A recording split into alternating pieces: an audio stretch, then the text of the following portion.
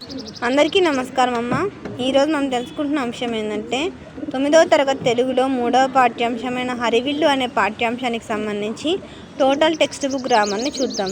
ఏందబ్బా ఇలా ఉంది అనుకోద్దండి. వీడియోలోకి వెళ్ళే ముందు ఇంకా మన ఛానల్ సబ్స్క్రైబ్ చేసుకొని వాళ్ళు ఎవరైనా దయచేసి సబ్స్క్రైబ్ చేసుకొని లైక్ చేసి షేర్ చేసి మీ ఫ్రెండ్స్కు రిలేటివ్స్ అందరికీ నా ఛానల్ని సబ్స్క్రైబ్ చేసుకోమని చెప్పండి. నా ఛానల్ని సబ్స్క్రైబ్ చేసుకొని ప్రత్యక్షంగా పరోక్షంగా సపోర్ట్ చేస్తున్న వాళ్ళందరికీ పేరు పేరున ప్రత్యేకమైన హృదయపూర్వక ధన్యవాదాలు. ఇంకా ఆలస్యం చేయకుండా వెళ్ళిపోదాం. ఇక్కడ ఉన్నది ఏంటంటే చెంపకమాల అనేది ఒక ఛందస్సు. ఇది నజభజ జజరా అని 7 గణాలు వరుసగా వస్తాయి. ఇంట్లో 21 అక్షరాలు ఉంటాయి. 1, 11 ఎత్తి చెందుతుంది. షార్ట్లో నేను రాస్తున్నాను. తర్వాత ఇంకొకటి ఉపమాలంకారం, ఉత్పలమాల. ఉత్పలమాలలో భరణవ భరవ అని 7 గణాలు వరుసగా వస్తాయి. ఇందులో 20 అక్షరాలు ఉంటాయి. 1, 10 ఎత్తి చెందుతుంది. తర్వాత ఏమిచ్చినారు శార్దూలం. శార్దూలంలో 19 అక్షరాలు ఉంటాయి. 1, 11 ఎత్తి చెందుతుంది. మసజసతగా అనేటివి ఉంటాయి దీంట్లో. తర్వాత మర్తేబం. శార్దూలం అంటే పులి అని అర్థం ఆ పదానికి. తర్వాత మర్తేబం. మర్తేబం అంటే ఏనుగు అని అర్థం. దీంట్లో సబరణమయవ అనే 7 గణములు వరుసగా వస్తాయి. ఇందులో 20 అక్షరాలు ఉంటాయి. 1, 14 ఎత్తి చెందుతుంది. అర్థమవుతుందమ్మా. తర్వాత ఇంకా మా ఛానల్ సబ్స్క్రైబ్ చేసుకొని వాళ్ళని దయచేసి సబ్స్క్రైబ్ చేసుకొని లైక్ చేసి షేర్ చేసి మీ ఫ్రెండ్స్కు రిలేటివ్స్ అందరికీ నా ఛానల్ని సబ్స్క్రైబ్ చేసుకోమని చెప్పండి. ఇంకా ఆలస్యం చేయకుండా వీడియోలోకి వెళ్ళిపోదాం నాన్న. ఈ పాఠ్యాంశానికి సంబంధించిన ఉద్దేశం, ఇది నేపథ్యం. తర్వాత మీరు ఈ పాఠ్యాంశ ప్రక్రియ వర్ణన, తర్వాత ఈ పాఠ్యాంశం కవి పరిచయం, ఈ పాఠ్యాంశాన్ని రచించిన రచయిత పేరు, కవి పేరు, ఎర్రన. జాగ్రత్తగా స్క్రీన్ షాట్స్ తీసుకోండి. హరివిల్లు పాఠ్యాంశము ఇలా ఉంటుందమ్మా. మనకు కావాల్సినది భాషాంశాలు కాబట్టి మనం భాషాంశాలకు వెళ్ళిపోదాం. ఈ పాఠ్యాంశానికి సంబంధించిన టోటల్ నోట్స్ని ఆల్రెడీ మన ఛానల్లో అప్లోడ్ చేసినాను.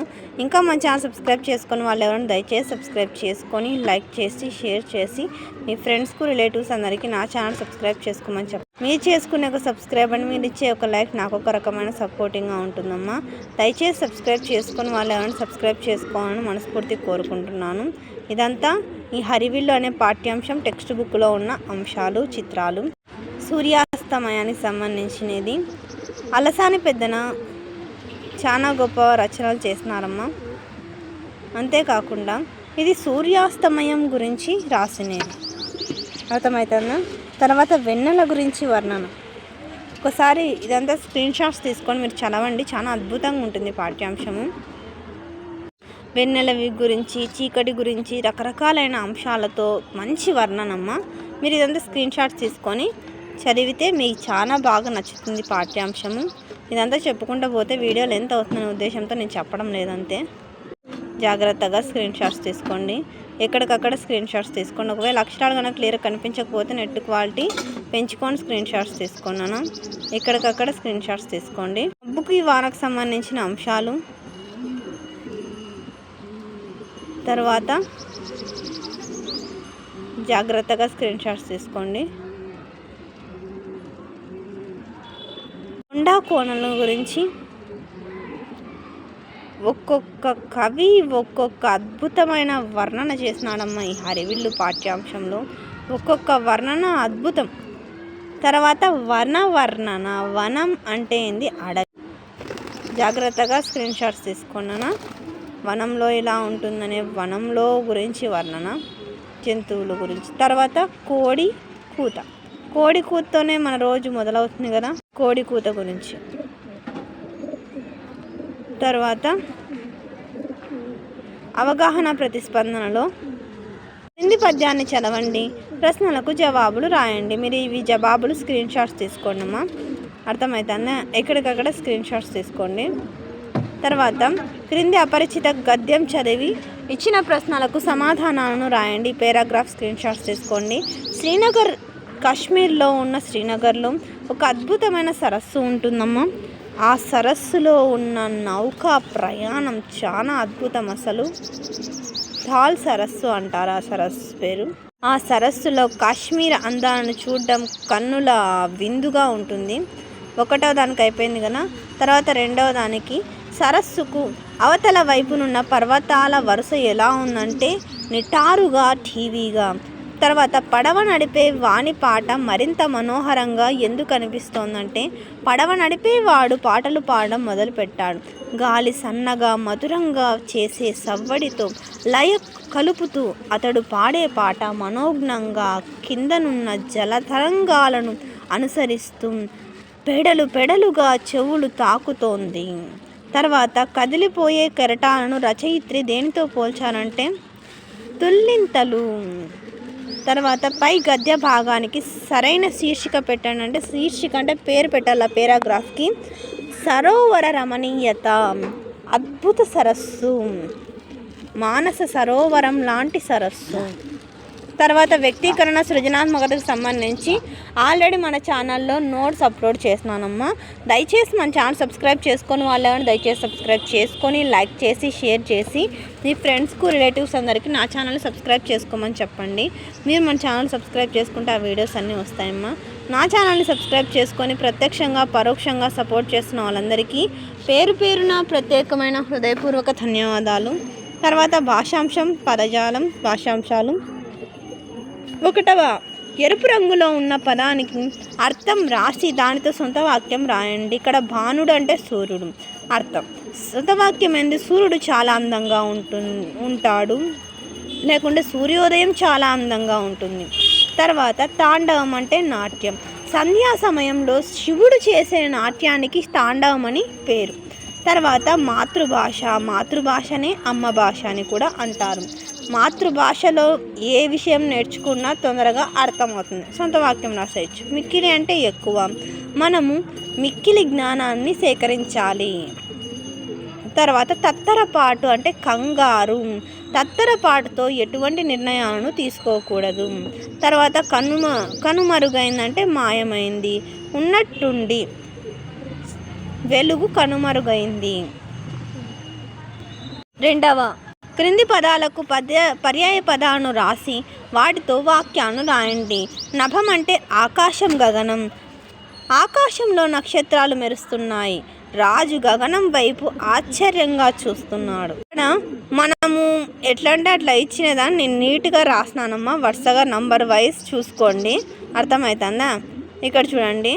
ధనువు అంటే విల్లు, ఒక రాశి, ధనుర్రాశి. పయోధరము అంటే మేఘము, పానిళ్ళు. కేదారము అంటే వరిమడి, పుణ్యక్షేత్రం. తర్వాత సస్యనము అంటే పైరు, వృక్షాది ఫలములు. తర్వాత వెల్లువ అంటే ప్రవాహం, సేన.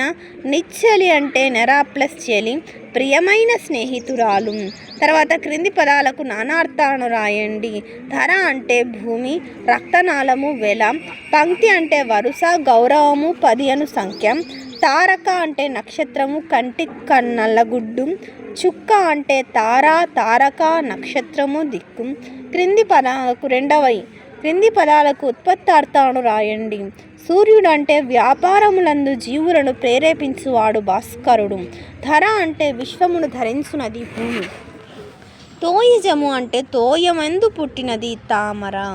శైలము అంటే శిలలు దీనియందు కలవు పర్వతము. తర్వాత క్రింది ప్రకృతి పదాలకు వికృతి పదాలను రాయండి. సంధ్యా ప్రకృతి, సంధ్య, సంధే వికృతి. దిశ ప్రకృతి, దశ, దిశ వికృతి. ఆకాశం ప్రకృతి, ఆకాశం వికృతి. చంద్రుడు ప్రకృతి, చంద్రుడు వికృతి. ముత్యము ప్రకృతి, మౌక్తికము వికృతి, ముక్త్యము వికృతి. మేఘము ప్రకృతి, మేయులు, మెగులు వికృతి. తర్వాత సందులు. ఎడాగమం. ఇక్కడ సంధి లేని చోట స్వరంబు కంటే పరంబైన స్వరమునకు ఎడాగం బగును అంటారు. ఇక్కడ మా ప్లస్ అమ్మ, మా అమ్మ, మా యమ్మ. ఇక్కడ సంధి జరిగిన రూపము ఇది, సంధి జరగని రూపం ఇది. మా ఇల్లు, మా ప్లస్ ఇల్లు, మా ఇల్లు. అర్థమవుతుందమ్మా?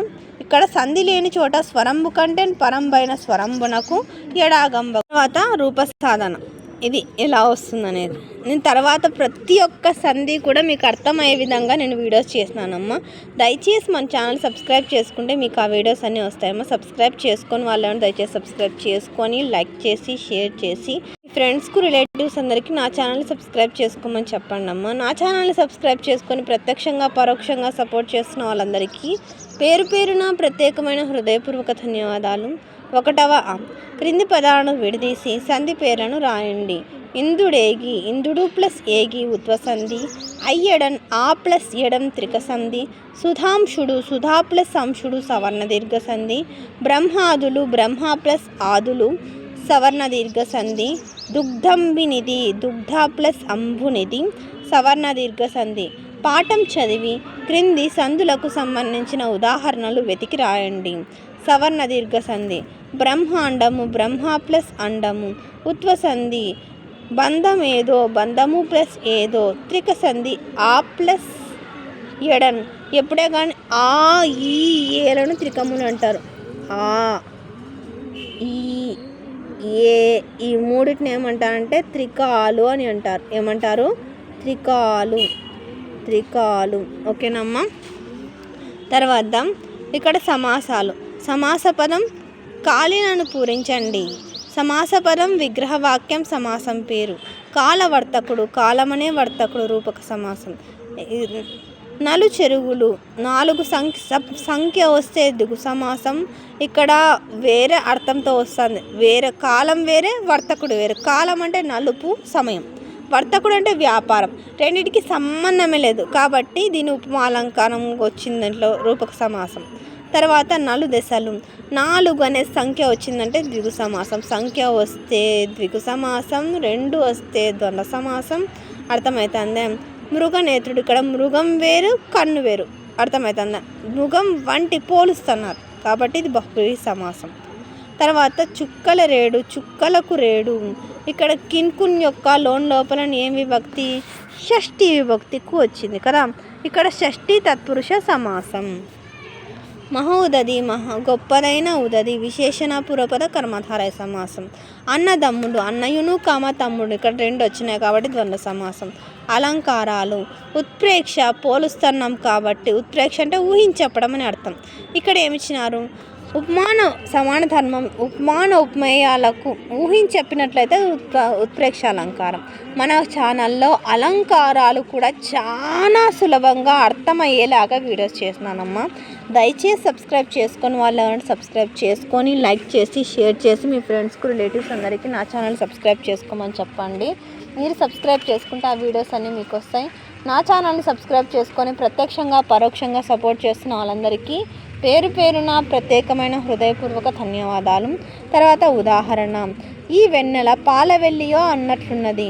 వెన్నెల పాలవెల్ల ఉండేది ఊహ, ఉత్ప్రేక్ష కదా. ఊహ వెన్నెల పాలవెల్ల అది ఊహనే కాబట్టి ఇక్కడ ఉదాహరణలో వెన్నెల పాలవెల్ల అంటే పాల సముద్రంగా ఊహించబడింది అంతే కాబట్టి ఇది ఉత్ప్రేక్ష అలంకారం.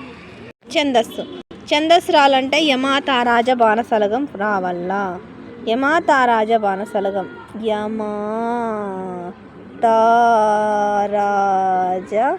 బాణసలగం. అమ్మ ఇది రాయడానికి కొంచెం ఇబ్బందిగా ఉంది. మీరు దయచేసి మన ఛానల్ సబ్స్క్రైబ్ చేసుకుంటే మీకు ఆ వీడియోస్ అన్నీ వస్తాయమ్మా. చాలా సులభమైన పద్ధతిలో నేను ఛందస్సు కానీ అలంకారాలు కానీ ప్రతి గ్రామర్ కూడా నేర్చుకునే విధంగా మీకు అప్లోడ్ చేసినాను. దయచేసి సబ్స్క్రైబ్ చేసుకొని వాళ్ళు ఎవరైనా సబ్స్క్రైబ్ చేసుకొని లైక్ చేసి షేర్ చేసి మీ ఫ్రెండ్స్కు రిలేటివ్స్ అందరికీ నా ఛానల్ సబ్స్క్రైబ్ చేసుకొని చెప్పండి అమ్మా. నా ఛానల్ని సబ్స్క్రైబ్ చేసుకొని ప్రత్యక్షంగా పరోక్షంగా సపోర్ట్ చేస్తున్న వాళ్ళందరికీ పేరు పేరున ప్రత్యేకమైన హృదయపూర్వక ధన్యవాదాలు. అందరికీ ధన్యవాదాలు. ఇక్కడ శార్దూలం అనేది ఇక్కడ శార్దూలానికి సంబంధించినది. ఈ శార్దూలము మస్తగా వస్తాయి.